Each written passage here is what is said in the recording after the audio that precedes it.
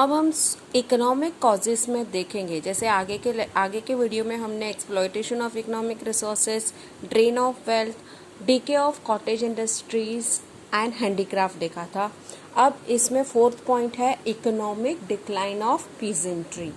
Economic decline of peasantry मतलब जो farmers लोग रहते थे, फार्मर्स, उनसे उनकी लैंड का ये लिया जाता था एक्स्ट्रा।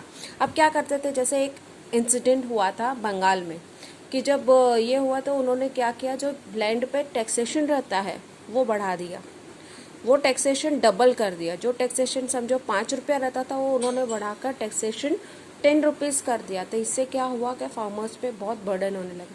और फिर इस तरह से अगर जो फार्मर्स जो लैंड का ये रेवेन्यू भर नहीं सकते थे, रेवेन्यू तो पता है ना, तो जो फार्मर्स इस लैंड का रेवेन्यू भर नहीं सकते थे उनसे उनकी लैंड ले ली जाती थी और वो मर्चेंट्स वगैरह उनको खरीद कर उसको, इस तरह से क्या था कि इस तरह से फार्मर्स में भी उनके प्रति गुस्सा होने लगा। फिर ग्रोइंग ऑफ अनएम्प्लॉयमेंट, जैसे मैंने पहले बताया था कि ब्रिटिशर्स क्या करते थे, कोई पर्टिकुलर राजा की जो पूरे राज्य को अपने अंडर ले लेते थे, बाद में बोलते आपको कुछ करने की जरूरत नहीं है, हम सब संभालेंगे, आपका जो भी है वो, हमारी आर्मी यहाँ पे रहेगी, आपको खाली हमारी आर्मी का मेंटेनेंस देना है। अब ऐसा कर दिया तो क्या होगा, जो वो राज्य के जो जितने भी सोल्जर्स थे, जितने भी ऑफिशियल्स थे, वो जॉबलेस हो जाते थे, उनकी कोई जरूरत ही नहीं रहती थी। जब ब्रिटिश आर्मी आ गई, ब्रिटिश आर्मी वहां पे रहने लगी, तो राजा जो है वो ब्रिटिश आर्मी का ये देने लगा। ओके, तो उनकी जो आर्मी थी, जो उस देश की, उस पर्टिकुलर राज्य की जो आर्मी थी, उसकी कोई जरूरत नहीं, तो वो सब जो है जॉबलेस हो गए। जितने जुडिकल अधिकारी, जो भी ऑफिशियल्स थे, जितने भी ऑफिशियल्स थे वो जॉबलेस हो गए। और प्लस ब्रिटिशर्स अपने इसमें भी उनको हायर जॉब्स नहीं देते थे, इस वजह से भी बहुत सारा अनएम्प्लॉयमेंट बढ़ गया। और अनएम्प्लॉयमेंट बढ़ने की वजह से भी लोगों में उनके प्रति गुस्सा जागृत होने लगा। उसके बाद है इनह्यूमन ट्रीटमेंट ऑफ इंडिगो। अब क्या था, इंडिगो मतलब नील, पता है ना, तो बोलता है कि इंडिगो का क्रॉप जो वो लोग करते थे वो बहुत ही प्रॉफिटेबल होता था ब्रिटिशर्स के लिए, लेकिन इसका फायदा फार्मर्स को कुछ नहीं होता था।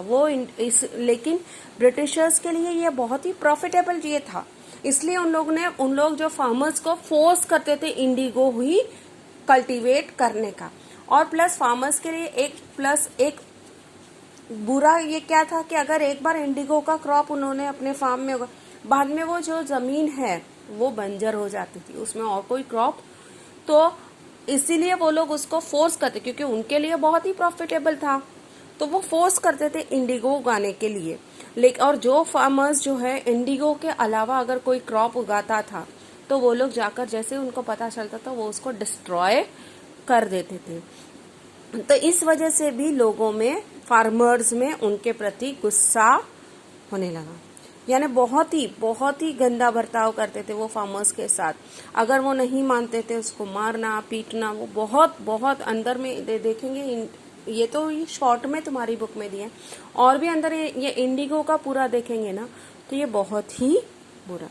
अब पोवर्टी एंड फेमाइन, अब जो इन सब ने ये जो ये लाए, ब्रिटिशर्स ने ये जो सब आगे के लॉ लाए, ओके, रेशियल डिस्क्रिमिनेशन, अपीयरेंस, इनकी वजह से अनएम्प्लॉयमेंट बढ़ा, अनएम्प्लॉयमेंट वजह से गरीबी बढ़ी।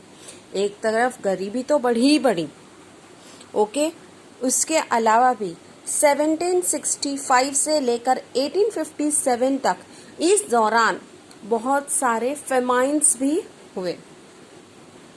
इस वजह से जो फार्मर्स की कंडीशन और भी बदतर के बदतर होने लगे।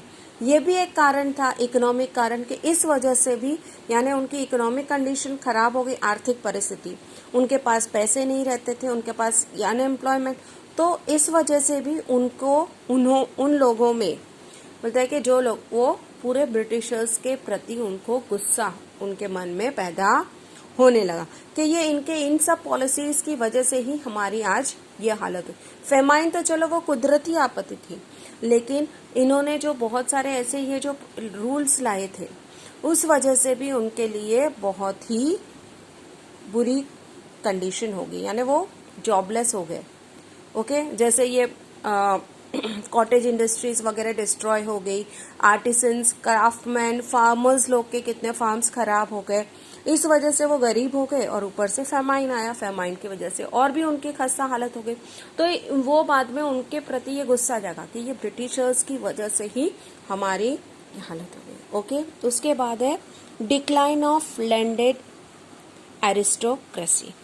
अब क्या था? Landed aristocracy which includes the taluqdar and hereditary landlords were deprived from the according to the provision of Iman